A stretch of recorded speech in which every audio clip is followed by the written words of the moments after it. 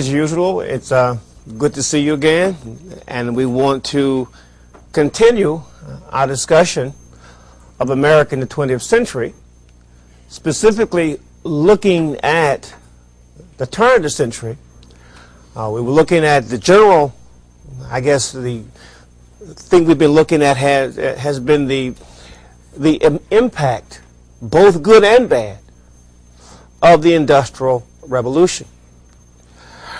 We noted that certainly big business was responsible for the incredible economic growth, and in the long run, they are responsible for the increasing economic health of the country. But in the short run, both unwittingly and on purpose, big business created some problems that left no part of American society untouched. The very bigness itself seemed to breed in some of the larger monopolies a sense of arrogance, a sense that they could do anything virtually they wanted. Certainly that they could treat their workers any way that they wanted. The notion that private property was sacred, private business was sacred, we saw how they saw protection and guided under the 14th Amendment by the turn of the century. But there were some Americans who believed that there was no voice for labor, for the working masses. There was no one who would stand up to the corruption which seemed to have become an epidemic in the cities. There seemed to be no one who could in fact control the excesses of those businesses that seemed to want to flout any sort of social responsibility. Those individuals we discussed in some detail were the progressives. They were the ones who sought to reform America, not to make any revolutionary changes, simply to bring American practices in terms of labor, in terms of the cities, in terms of competition, to bring them back more in line with those hallowed principles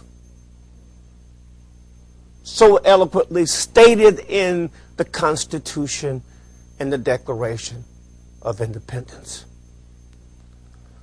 So we see them now acting on behalf of individuals whom they felt did not have the power to challenge big business.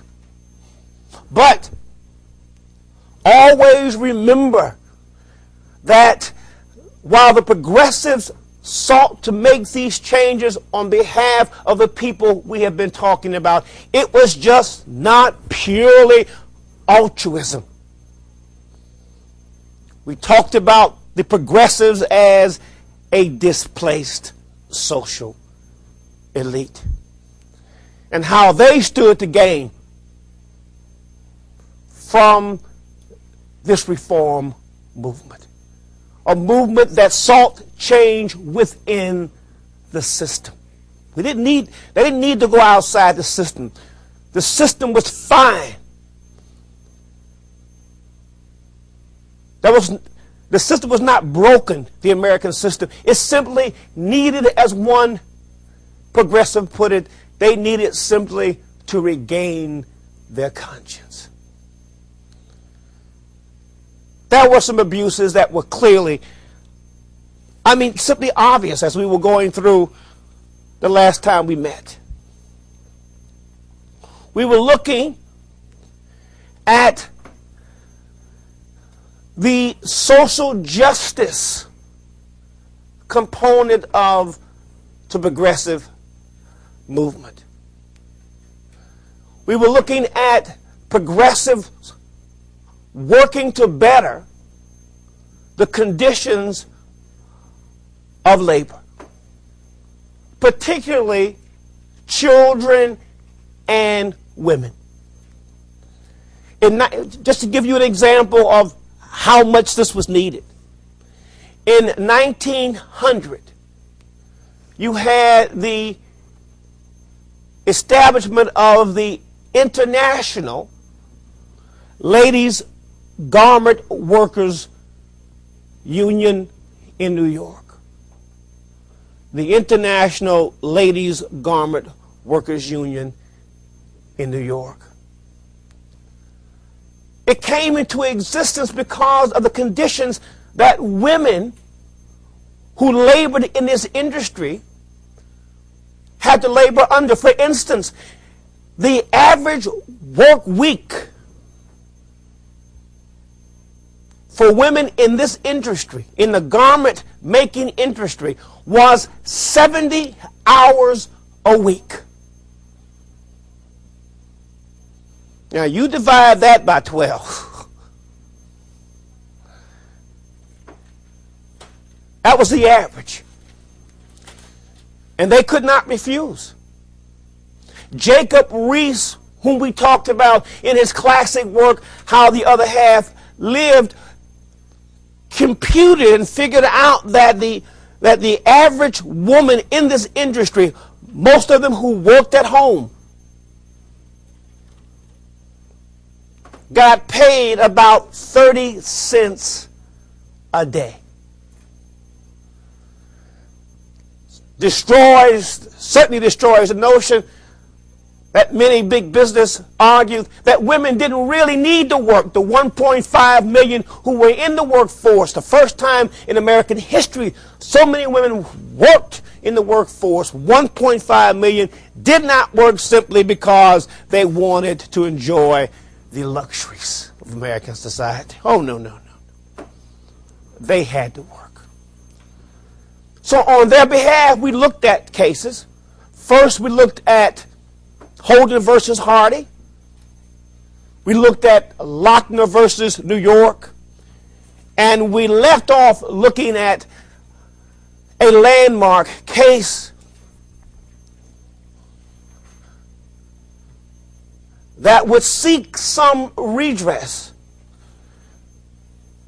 and find some remedy for workers.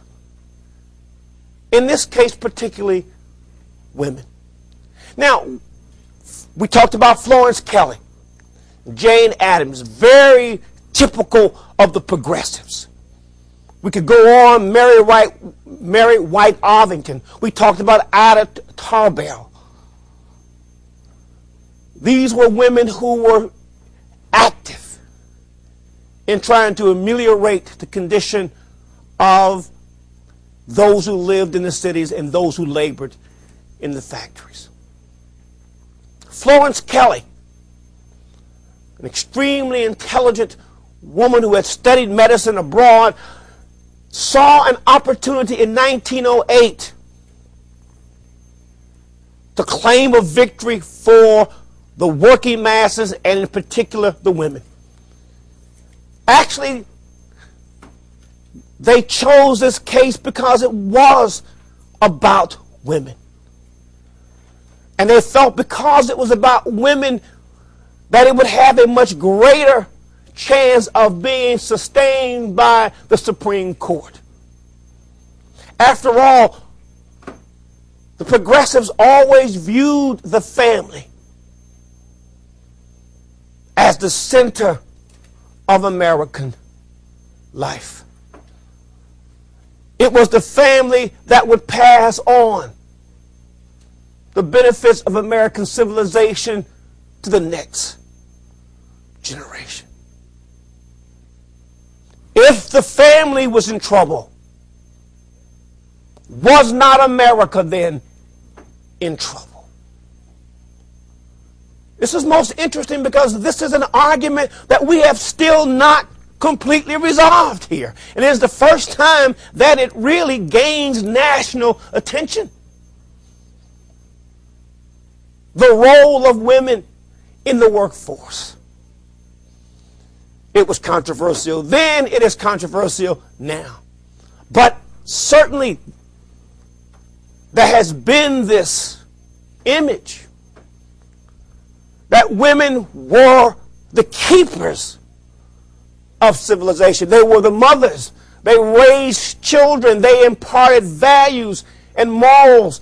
They set the tone for generations.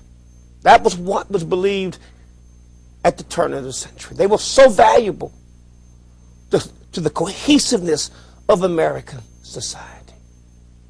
The family and women, inseparable. So, in 1908, when the state of Oregon, that wonderful state of Oregon, and I used to teach at the University of Oregon, so that I speak, it is a beautiful state. I used to climb to the top of Spencer's Butte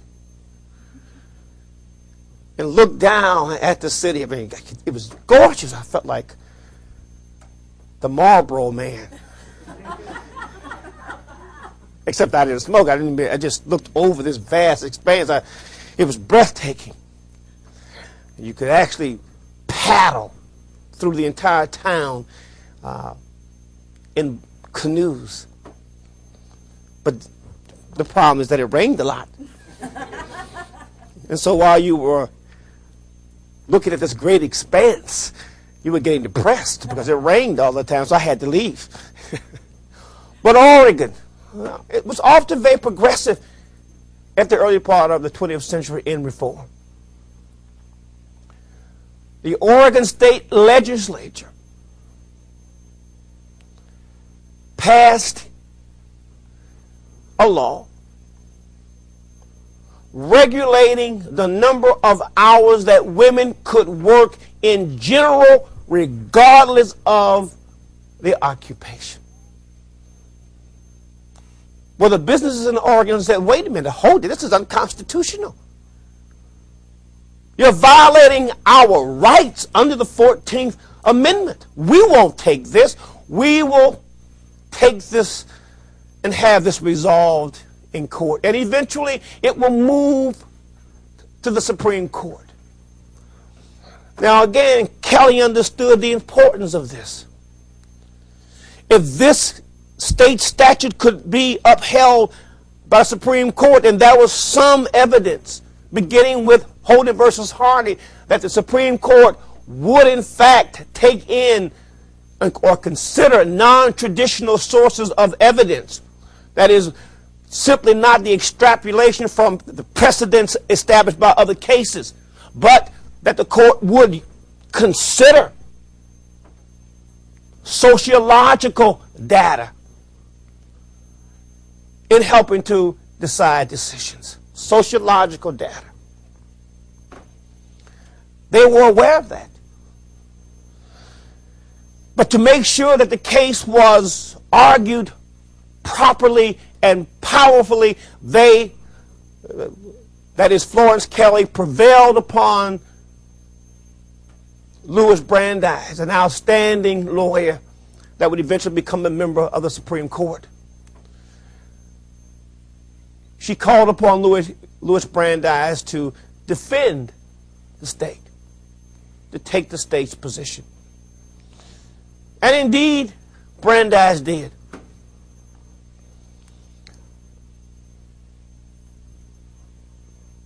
A 114-page brief. 2/3 of the brief had nothing to do with case law. 2/3 of the brief had to do with the impact of women being forced out of their homes to work these excessive hours in industry. What did the sociological data indicate? It indicated that as a result of women being away from the home, that the family, the center of civilization, the nucleus of American society, was in a state of disintegration. And it was in danger because women were being forced to be away from home. They cited statistics, for instance, in the brief, that since women entered the workforce in such great numbers, you had an increase in the number of cases of juvenile delinquency. Here again, it takes us back to the jungle again, doesn't it? When parents are not at home, kids tend to what? Without guidance, they tend to stray. Without supervision. And so, they cited the increase in juvenile delinquency. But what about the institution of marriage itself? They also cited statistics that indicated there was a rise in the number of divorces in America. That women working away from home created stress on both the woman and the husband. They, in fact, went so far as to suggest that women working away from home, that this strain was often reflected in the number of cases of extramarital affairs. Because as they listed the reason for divorces, extramarital affairs are the word we don't really use much anymore. It seems to be sort of out of fashion now. Adultery. That old strong biblical term we don't use much today. We use irreconcilable differences between men and women today. We don't use that other word. Well, let's face it, until recently, in such a chauvinistic society, men never committed adultery anyway. Oh, no. Women may have committed adultery, like Ona, but not men. What did men? If men didn't commit adultery, then what did men do? Men simply had indiscretions.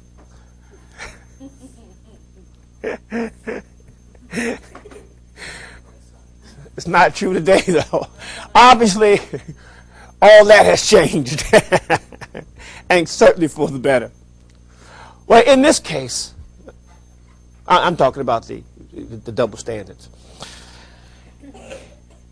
In this case, the Supreme Court upheld Oregon state statute, arguing that indeed, in part, that the American family was in danger, because of the Muller versus Oregon decision.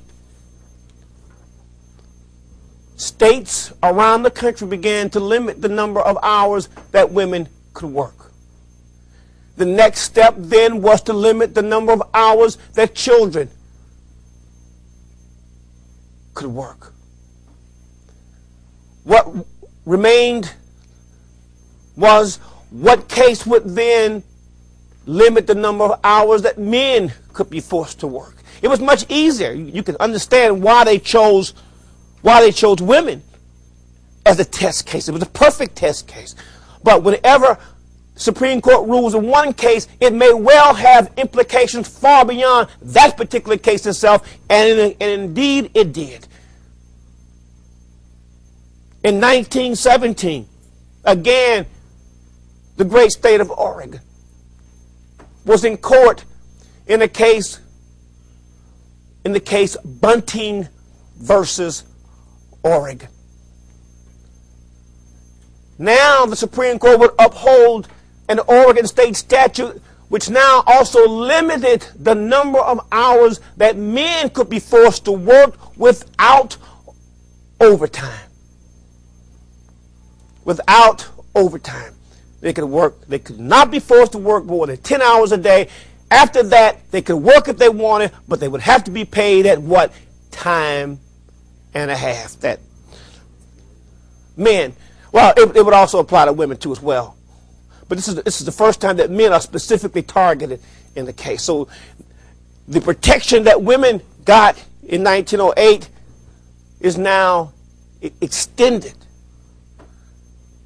to men. So clearly we have some success. By 1917 in general, most of the Midwest and Eastern states had laws on their books regulating safety. They established codes of safety, not only for the building of tenements, but safety measures to ensure fire escapes,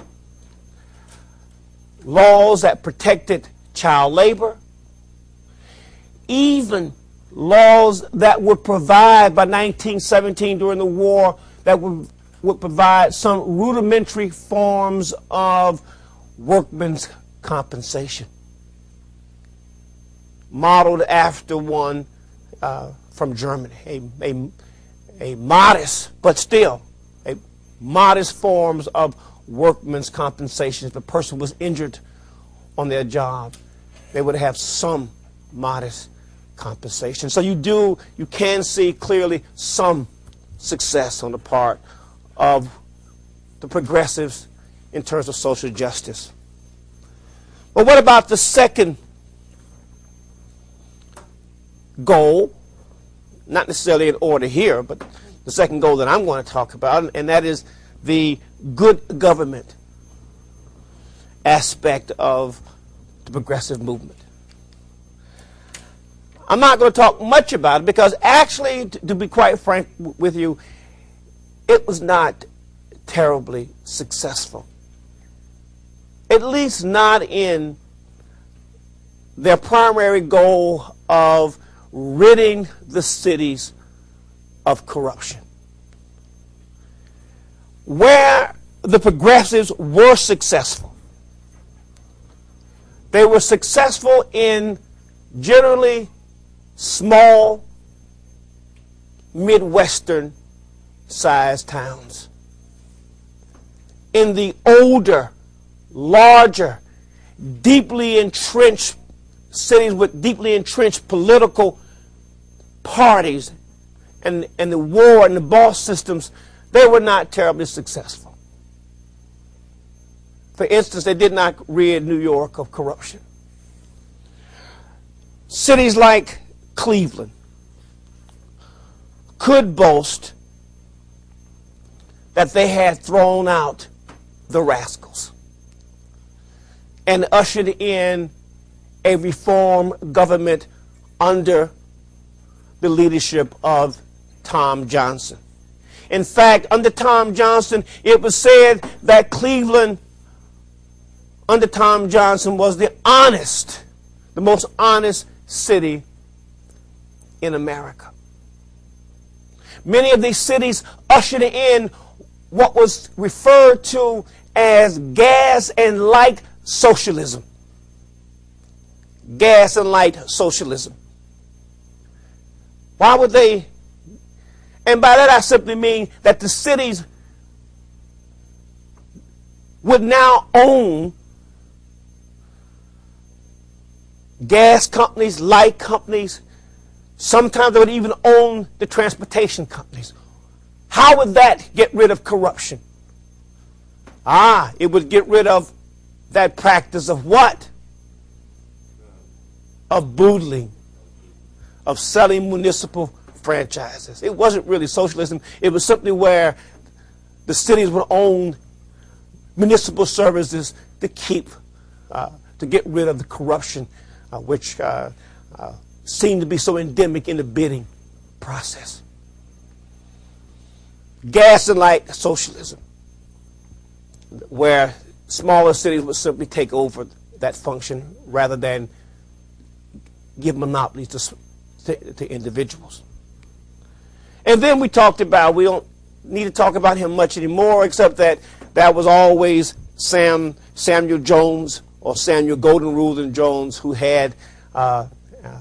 also ran on a platform of gas and light socialism, but he was also known for such innovative approaches to problems of the city as asking the ministers to take home a prostitute. It's that Jones. But generally, though, on the local level, on the municipal level, in spite of Lincoln Steffens' brilliant series of articles on corruption in the cities, shame of the cities, you don't really have significant change in terms of corruption or getting rid of entrenched politicians. In terms of state progressivism, there was one state that stands out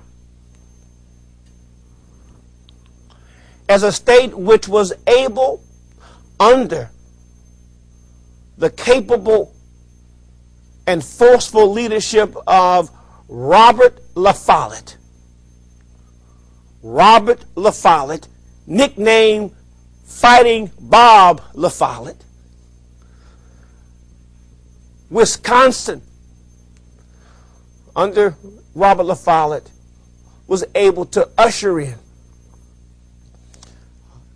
a statewide reform program. The most impressive in the country. In fact, so impressive that Robert La Follette, as governor of Wisconsin, as a result of his success, he was catapulted from governor to the Wisconsin Senate. And there he gave conservatives hell. Thus he got the name Fighting Bob La Follette. We'll talk more about La Follette because he doesn't go anywhere for a while. But that's really, to be honest, of note, that's about it. Except, there's always an exception. We said there were two parts to the good government objective of the progressives. One was simply to clean them up, to get rid of the rascals, the corruption, but the second part was to make government more efficient and responsive to its constituents. So what we see between 1900 and 1917 are many, many cities experimenting with ways of government, forms of government that will make the cities, that will make politicians, that is, more responsive to its constituents. This is more likely on a local level than a state level, although you could have some of these on a state level too as well. But it was more effective on a local level. What were they? Three ways. Well, first let's talk about types of government. Many progressives felt that strong mayor-type governments in which the mayor could veto council's legislation, that the mayor had too much power to get around, to get away from a mayor who perhaps was corrupt, like Boss Tweed, to get away from that. Or in Cincinnati in the 1870s, you had Boss Cox, you had bosses everywhere. Probably the last boss in American history may have been Mayor Daley in Chicago, a real, who reminded you of the old type bosses when they ran the city with an iron fist. But he was, by the time that he left, he was sort of an anathema. But one way of getting around a strong mayor type of government was to change the form. Go to a city manager type of government. A city manager type of government. I grew up under a city manager type of government in Cincinnati, Ohio. My brother was the mayor of Cincinnati, Ohio, under a city manager type of government. What this meant is that the way that the mayor was elected, the mayor would run for council. The first 9 of the candidates who had the highest votes became the council members. And the person with the highest vote total, number 1, became the mayor. But he was really what? He was really simply only first among equals. But the council was weak, and they believed that while the council would be weak, you needed someone with expertise to run the city. These cities were too complicated for politicians to simply run themselves, so they would hire what was called a city manager. A city manager was an administrative position. He would actually run the city to make it what? More efficient. Did they get rid of all the politics? No. But still, in many cases, made cities more efficient. It did take some of the politics out of cities. San Diego, I'm not sure, a few years ago, still had a city manager type of government. Then there was a second form that became popular during the progressive period, or between 1900 and 1917, and that was the commission type of city government. By 1917, 400 cities in America now boasted commission type governments. Here again, the emphasis here was to get away from politicians running the city, making decisions based on politics, and getting people who had expertise, supposedly, who had some knowledge of certain areas of running the city, to elect a commission to run the city itself. In fact, one of the earliest cities to move to a commission type government was Galveston, Texas, following the disastrous 1900 flood in Galveston, which killed 6,000 people as it weathered winds of more than 125 miles an hour, as it did millions of dollars worth of damage. If you've ever seen the 1900 hurricane in Galveston, it was incredible. But some of the things that went on during it were incredible too as well. They often caught looters with their pockets full of fingers that they had cut off of victims who had rings. They were going to take, they had cut their fingers off, they were stuffing their pockets, and as they were going to, I guess soon they got somewhere where they were safe, they were going to then take off the rings and then sell them.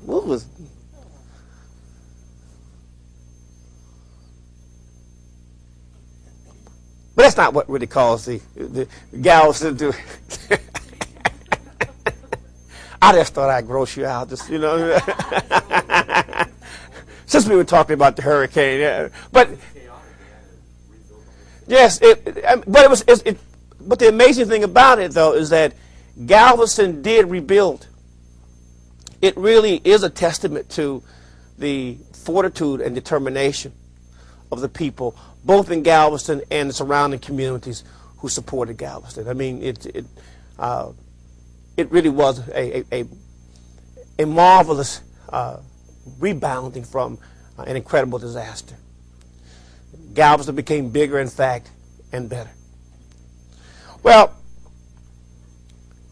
so you had these two types of governments, the commission type and the city manager type, to supplement the strong mayor type governments that existed.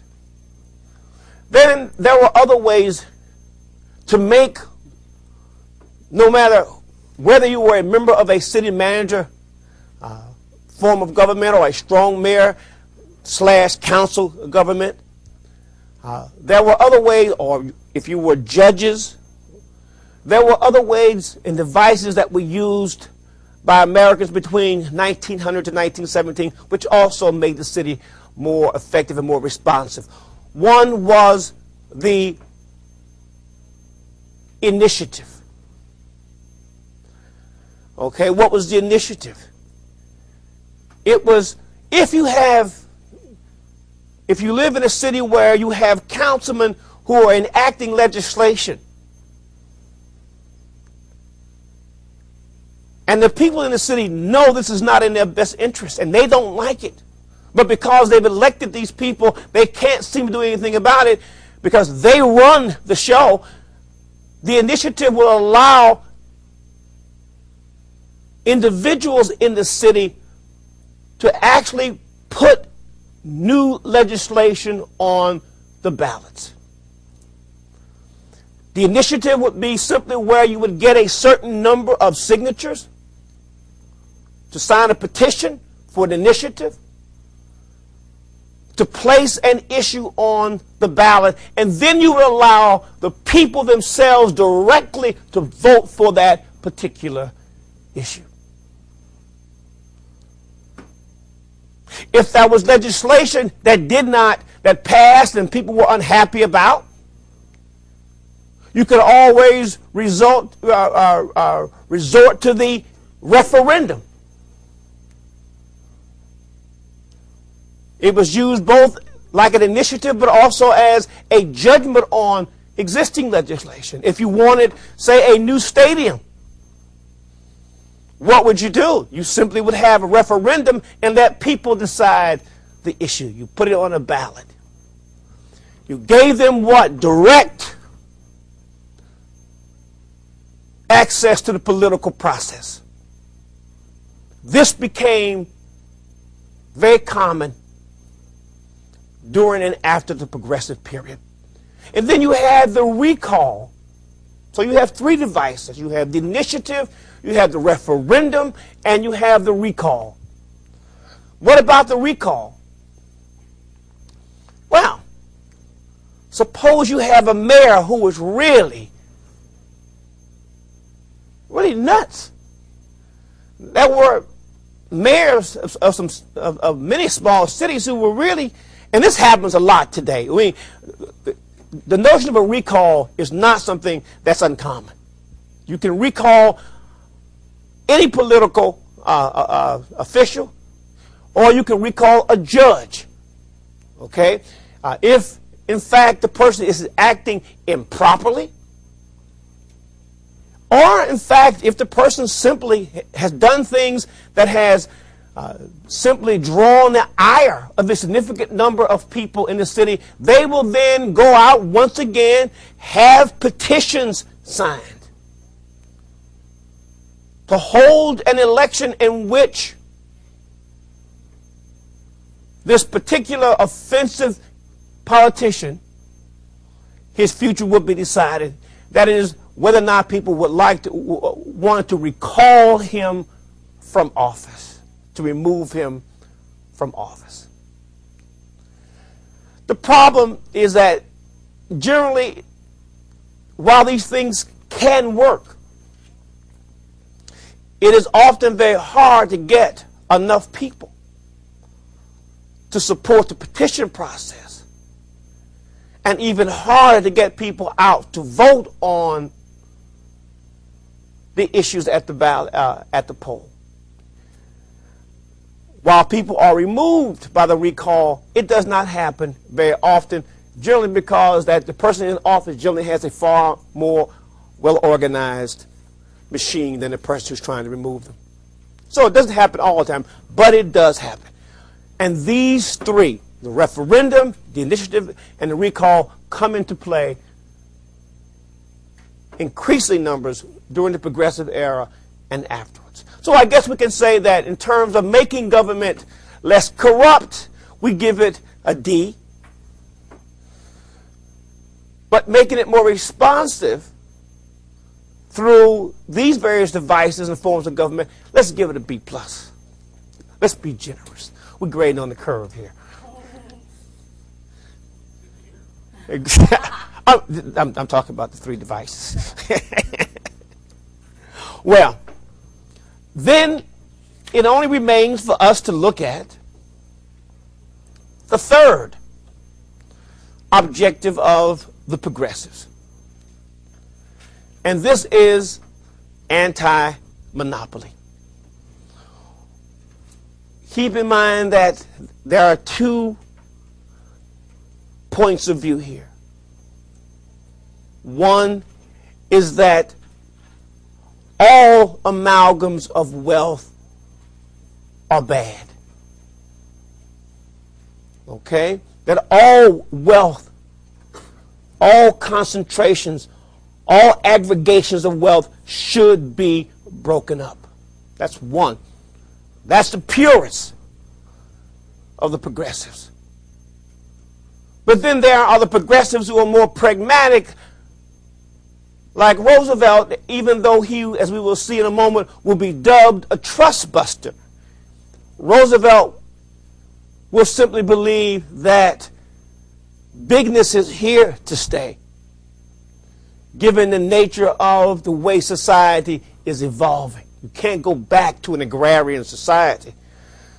That big business is a necessary evil to meet the consumer demands of such a large nation that is so spread out. So it's a necessary evil, but it does not mean you cannot do what? You cannot control it.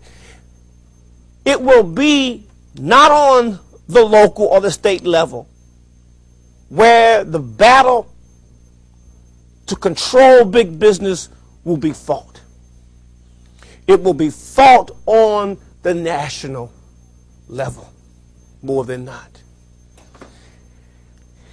It will be fought principally during the first 8 years of the 20th century by one Theodore Roosevelt. Well, let's talk just a moment about Roosevelt, because clearly history, there's an old saying that ironies are the ways of history. Until very recently, most individuals who became vice presidents simply assumed that they were going to labor in obscurity. The vice president at the turn of the century is like the vice president in the 19th century. He was simply a figurehead. He really had no real power, and he really had no visibility. Theodore Roosevelt was an incredible American. In many ways, I think we could be safe in arguing that Roosevelt was the first modern president. An extremely well-read individual, Harvard educated, privately tutored, a voracious reader, a man of great intellect. His father came from those thousandaires that we talked about. He was made money in the banking industry. Theodore Roosevelt, in many ways, right from the beginning, was his own man. He rose up through politics, not through the traditional party machinery. He was outspoken. By the time that Roosevelt became president, as we'll see in a moment, you only had two opinions of Roosevelt. You either hated him or you loved him. He was an impulsive, effusive personality. He believed, indeed, that he was a member of a very special class of people. He believed that there were only two types of people in the world: those who counted and those who belonged to the junk of history. And he definitely did not belong to the latter. He believed, indeed, that something had gone askew by the time he became president. He was a typical progressive. All the progressive characteristics that I talked about was embodied in this man alone. He believed that indeed the customary ways and laws of the accumulation of wealth has somehow fallen by the wayside, and that people with lineage who could trace their families back to the first families had now been replaced by this nouveau rich, people who didn't appreciate the American heritage.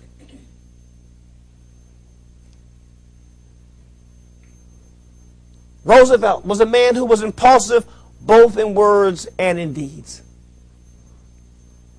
He was not adverse to calling a person a liar and worse. He didn't like labor. This is, again, the paradox of the progressives. Once in the 1890s, he said all labor union people all be lined up against the wall and shot. He didn't like the progressives, the muckrakers, and yet he would do what? He would use their writings to aid in his attack on big business. So here was a man that was a veritable paradox. As we will see, Roosevelt was also an incredibly skillful political infighter. And the other point I want to make about the general overall characteristics of this man.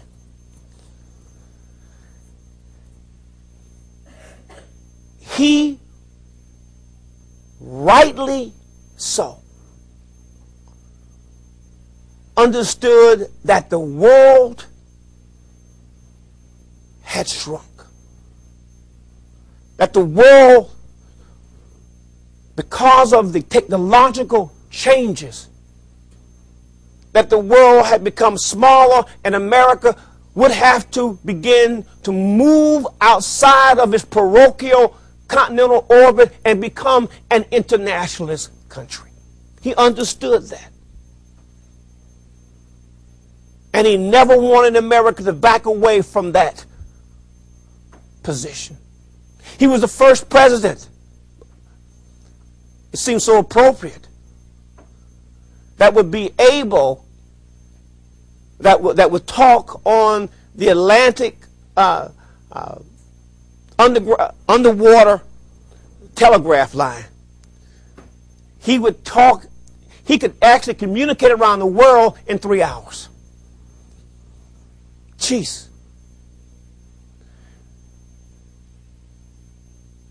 I think this was 1902, and this was at a time when there were not much more than 16,000 cars in America, period. But America was changing. It was a time when you could buy a Kodak camera, a Browning, a Browning, only little square-like boxes for $1 and film for 10 to 15 cents. Everybody can now take pictures of their relatives. Some perhaps you didn't want to take a picture of, but you had the opportunity now. Clearly it was a change. I mean, everything was changing. Medicine, they found out, for instance, in 1902, this doctor, that Southerners, particularly white Southerners, suffered from an infestation of hookworm, which was having a debilitating effect on Southerners. And so the Rockefeller Foundation began a region-wide program to eradicate the hookworm. All kinds of changes were happening. Well, but let's get back to Roosevelt. We'll talk about some of these other little quirky things as we go along too, that was happening when the first baseball league came into, and some of those things are fun too. I want to look at some of the books that were written as we go along. But let's talk about Teddy. I like to call him Teddy, and I hope he won't take offense where he's at as he looks down on me today. Won't take offense at it. Roosevelt was, in 1900, he was the governor of New York. He was clearly a progressive governor, very liberal. He had taken on business interests in the state of New York. He was clearly a progressive governor. And he was a very dangerous progressive governor because he was so effective. Well, what is the best way, if you are a Republican, to get rid of someone who is that dangerous? What is the best way to get rid of him? Make him vice president. So, in 1900, when William McKinley, poor William, when William McKinley was running for re-election in 1900, the political bosses of the Republican Party, including one Mark Hanna ran the Republican Party. They said, well, look, we're sort of sick of Roosevelt here in the state of New York. Let's make him vice president. Let's get him to accept the ticket and run with McKinley as vice president. Roosevelt, with great misgivings, accepted the vice presidential nomination, and in his typical extraordinary, this man seemed to have boundless energy. He embarked campaigning. Now, this is the vice presidential candidate. He went to 24 states. He traveled 21,000 miles and gave 700 speeches in the process. This was the vice presidential candidate of the Republican Party in 1900. What about William McKinley? He sat on the porch. McKinley did not give one speech. Now, it says two things. Frankly, I don't know what it says. It says that he was awfully overconfident, or he knew that with the energy of a Roosevelt would speak for what? For both of them. Well, Roosevelt, but can you imagine the president not campaign at all. Well, we'll see another one in a moment who won't want to campaign either. Yes. Was he an incumbent president then? Yes. I thought most people said that the reason why he really didn't speak was because during that period of time was unbecoming of the incumbent president to really go on. It's always hard, yeah, and certainly here it was much harder to unseat an incumbent.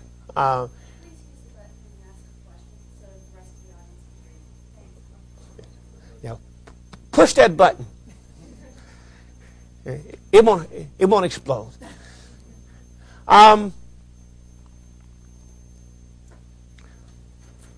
Not only was it because he was the incumbent, because he was running against William Jennings Bryan, who could never win. I mean, let's face it, who simply was not a terrible challenge.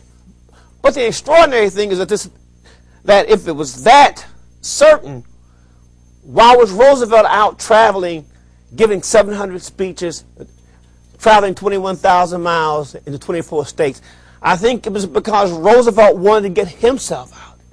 And he couldn't help it. It was his style. It was him. It was his person. It was his energy. He personified in many ways the energy of the country itself. He personified the youth of the country. Roosevelt was at the time the youngest, well, he would become the youngest president in American history to that date. I said would be because what happens? In September of 1901, William McKinley will be assassinated in Buffalo, New York, at the Pan American Exposition by a disgruntled anarchist whose name I can't pronounce, so it's simply not even important. But a disgruntled anarchist. What's interesting is that Roosevelt, between 1900 and only a few months, had become so discouraged being vice president. He said, what kind of job is this? He became so discouraged that he actually thought about resigning. He said, he told one of his friends, being the vice president is a one-way station to oblivion. Well, he was rescued from oblivion by the assassination of William McKinley, who goes to that great White House in the sky. Now, Teddy takes over. Well, keep in mind the political bosses only put Roosevelt on the ticket was because they wanted to get him out of New York as governor. The last thing they ever thought was that Roosevelt was going to be the president of the United States when we could hide him for 4 years. And now, with the assassination of McKinley, Mark Hanna just pulled his hair out. He screamed and said, "Oh my God, that damn cowboy is in the White House." They didn't know what to make of it. Roosevelt was an unknown, he was an undisciplined party member. He was not like the Mark Hannas or the people he would have to work with within the Republican Party. He did not have to pay the kind of dues and work himself up from ward boss all the way up to senators, to a senator or a representative. Because he was a patrician, life had been fairly easy for Roosevelt. They didn't trust him because he had already spoken out against the abuses of big business. Yes? Why was he called a cowboy? Well, he liked the West. In fact, in 1902, the book by Owen Wister, W-I-S-T-E-R, The Virginian, which becomes the beginning now of the glorification and romanticizing of the West. Virginian, he will autograph, I think maybe his first copy, and gives it to the President of the United States at the time now, Teddy Roosevelt, because Teddy is such an outdoorsman. At first he grew up very frail, sickly, but Roosevelt believed in the outdoors. And we'll see when he goes to Africa what some of the Republicans, some of his colleagues will hope happens to him while he's in Africa. But right now, he was an outdoorsman. He liked to box. He was athletic, and a lot of it was to overcome a lot of illnesses when he was young. He was very determined the rest of his life to always be physically fit. Liked to wrestle, liked to box, liked to ride horses. He was an outdoorsman. So, and he liked horses, so therefore, and Owen Whisper, the person who wrote the book, The Virginian, saw this in Roosevelt, that he was a kindred spirit, a cowboy, and in fact sent him his first copy and autographed it. Okay? Now, but you certainly didn't want this damn cowboy in the White House if you were a member of the conservative wing of the Republican Party. Let me point out, and I don't want to confuse you, but we need to get this straight now. Roosevelt, once he becomes president, he is the youngest president today. He is just shy of 43.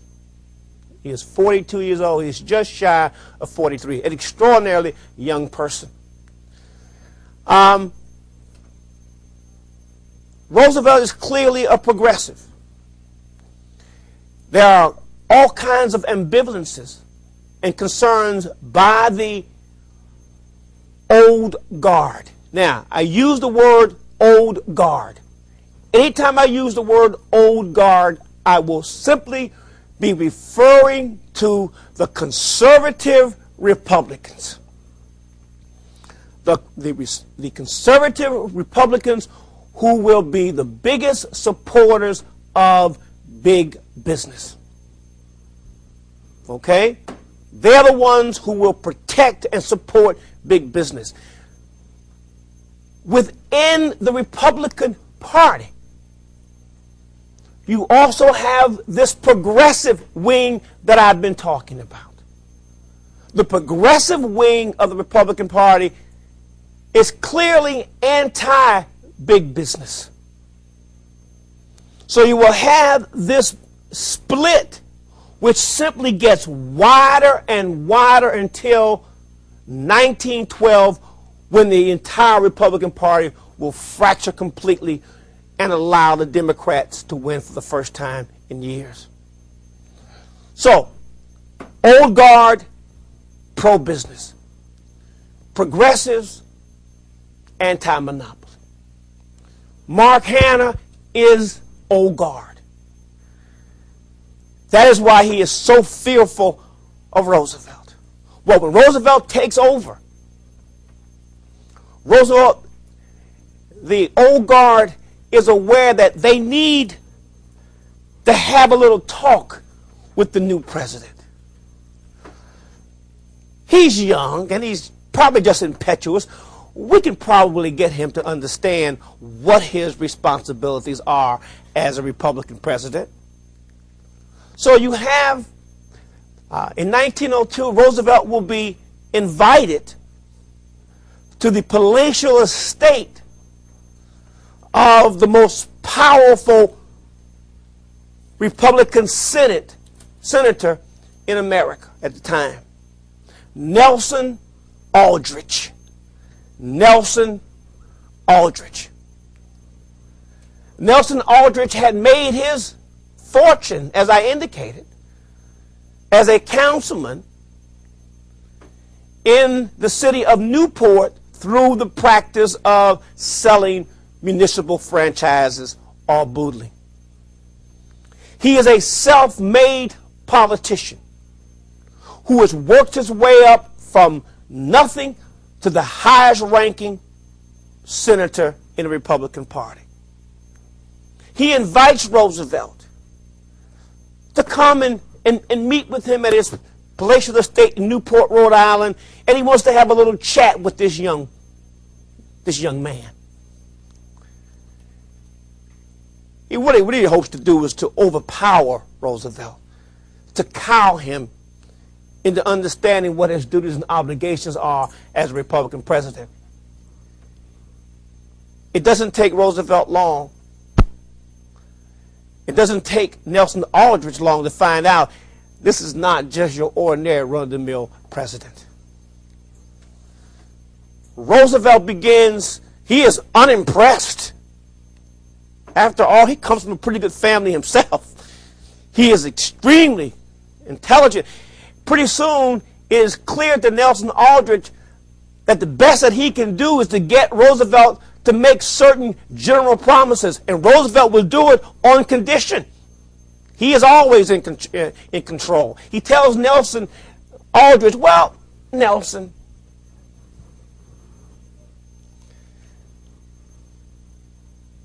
it seems like you have some concerns. Why don't we sort of informally agree to this? You've raised the issue of the tariff and the monetary system. Well, okay. I realize fully that Republicans, in their 10 commandments, the first 2 is thou shalt not lower the tariffs. You do not mess around with the tariff system. Thou shalt not. Secondly, thou shalt not tinker with the monetary banking system, which benefits big business, both. I understand that, and I'm willing to go along with that as long as there is no active opposition to my programs. Oh, he's already got programs. And he does have programs.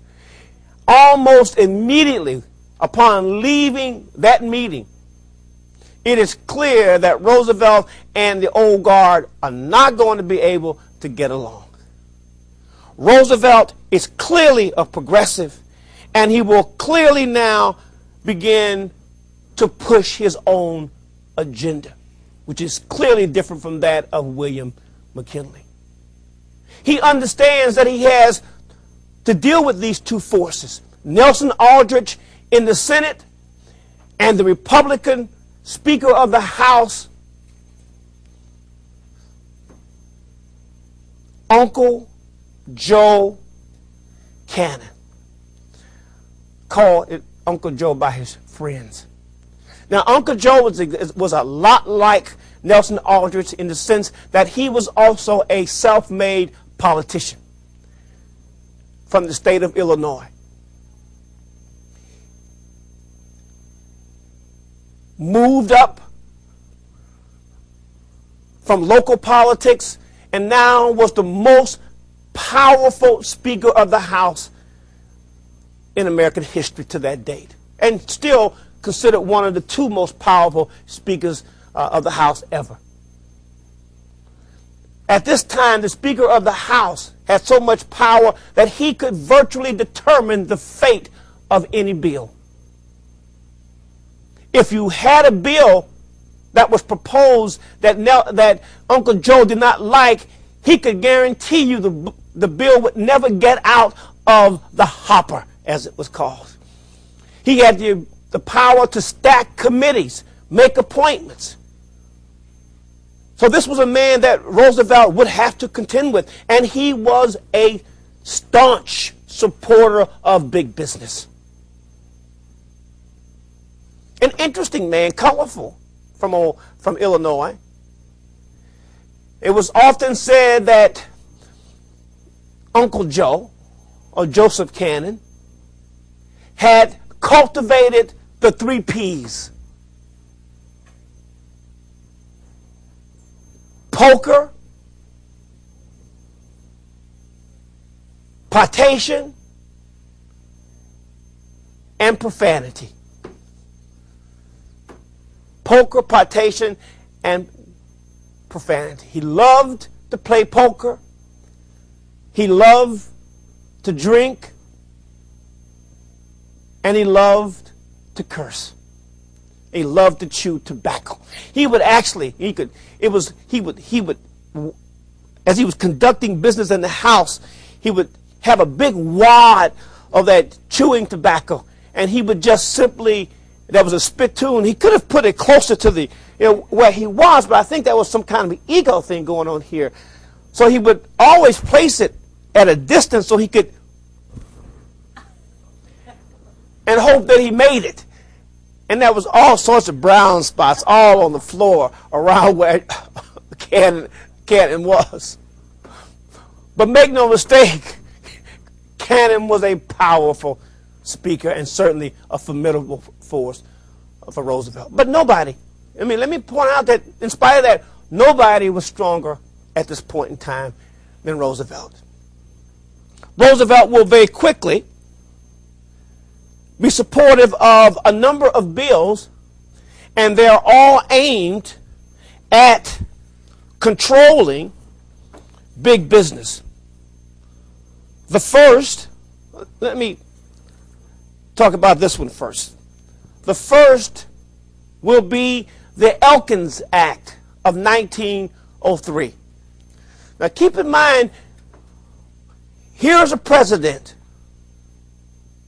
who is an accidental president, who is not the leader of his party, who does not control his party. Okay? He does not control the party machinery.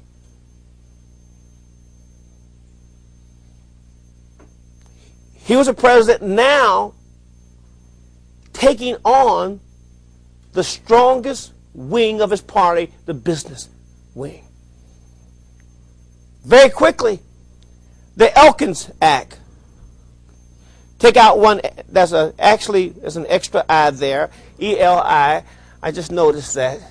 Take that I. It's not the Eli Elkins. It's just the Elkins Act. Take that out, please. I didn't have my glasses on. I saw double vision.